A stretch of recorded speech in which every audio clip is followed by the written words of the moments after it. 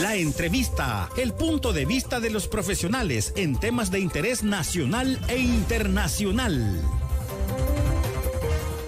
¿Era necesario un régimen de excepción para parar todo esto que usted ha contado? No, yo creo que no. Bueno, estudios y también organismos internacionales de derechos humanos y también las organizaciones en el país han hecho referencia a la irregularidad con la que fue aprobado el régimen de excepción, el primer régimen de excepción. Y es que realmente, fíjese que llama mucho la atención porque un mes después, justamente, sale la revelación del pacto del gobierno con las pandillas. Un mes después. Ya era un tema que se venía hablando, pero no, por supuesto, con audios y todo lo que conocimos después. Entonces, claro, el gobierno necesitaba una medida de contención publicitaria para tratar de contrarrestar, para tratar de frenar todo aquello que podía vendírsele encima a partir precisamente de que es una de las cosas que más atacó de los gobiernos anteriores, ¿no? Y particularmente del gobierno de Funes, que es el tema del pacto. Pero además, si nosotros vemos la gravedad de lo ocurrido con ese tema del pacto, advertimos, por ejemplo, que literalmente hubo votos de sangre. Es decir, ahí hubo un pacto con pandillas relacionado con la elección del 2021 y esto, por supuesto, estamos hablando del canje de votos, de votos por vidas prácticamente, ¿no?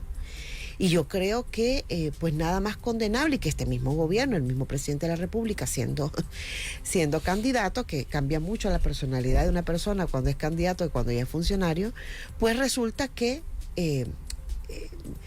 ya las cosas se ven diferentes, ¿no? Se hacen de una manera distinta. Y a partir de esto, pues claro, ya en el ejercicio del gobierno, con un pacto andando, hay estos tres picos que ya he comentado, pero la diferencia esencial es que hubo una ruptura. Ahora, ¿cómo se produce esa ruptura? ¿Con qué pandilla se produce esa ruptura? Son cosas que todavía, yo creo que todavía falta más investigación.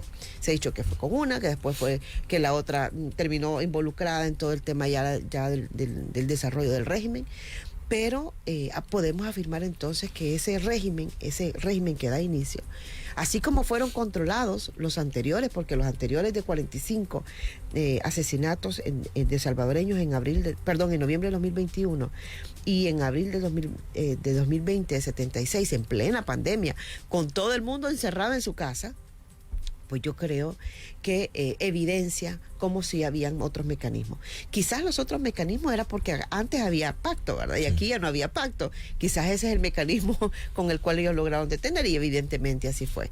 Pero nuevamente el sistema proveía suficientes elementos, tanto del sistema de proceso penal como de las penas establecidas, como del órgano judicial, etcétera, para poder contener. ¿Por qué no hicieron? ¿Por qué no hicieron las capturas? ¿Por qué no detuvieron a todos estos delincuentes que supuestamente estaban todos afuera, verdad? Bueno, yo creo que mucho dice entonces de la responsabilidad del gobierno en la muerte de estos 87 salvadoreños hace un año. Yo quisiera entender algo. Cuando se habla de pacto, ¿qué debemos de entender por pacto en estas situaciones? Fíjese que el pacto relatado, narrado, documentado, es en un momento fue beneficios en centros penitenciarios para los líderes de pandillas. Ya capturados. El otro es no extraditarlos, que lo siguen respetando. Porque eso es bien interesante, ¿verdad? Es decir, es uno de los elementos que parece el gobierno seguir respetando de esos acuerdos previos de no extraditar hacia Estados Unidos a aquellos líderes de pandillas que habían sido reclamados. Bueno, incluso el gobierno fue un poquito más allá, porque no solo los extraditó, sino también los sacó, ¿verdad?, del país. O sea, ¿cómo es posible que un funcionario de gobierno pueda, no solo pueda, sino que lo haga, lo ejecute, sacar a gente que está condenada, ¿verdad? En este caso pandilleros, a líderes criminales que están condenados y que están procesados, y que pueda entonces sacarlos del país? O sea, ¿de qué estamos hablando? Yo creo que ahí esa complicidad con el crimen organizado, bueno, si el presidente de la República tiene este tipo de discurso, pues lo primero que tendría que hacer, ¿verdad?, en contra de todo este sistema organizado de pandillas, es precisamente investigar dentro de su gabinete. Y es lamentablemente lo que menos hace el presidente.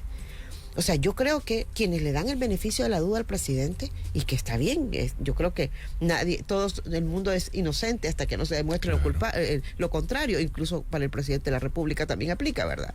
Yo creo que en este caso, lo primero que tendría que hacer el presidente de la República es investigar.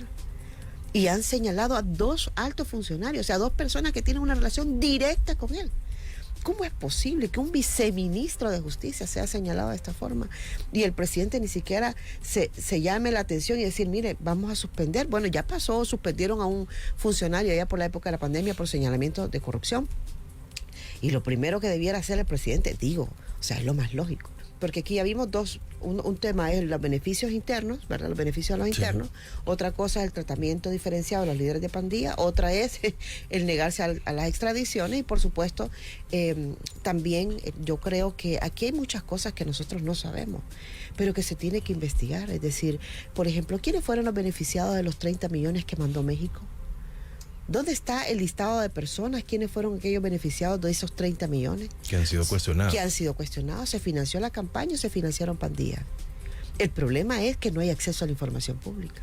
Entonces ahí viene ahí hay un centro, ¿verdad?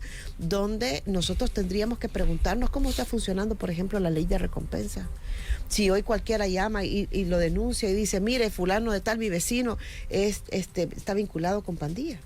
Entonces, insisto, es parte de lo que implica este pacto, digamos, en también darles beneficios económicos que habría que investigar y que lamentablemente creo que si algo conoce el gobierno de El Salvador en estos momentos es la experiencia de los gobiernos anteriores.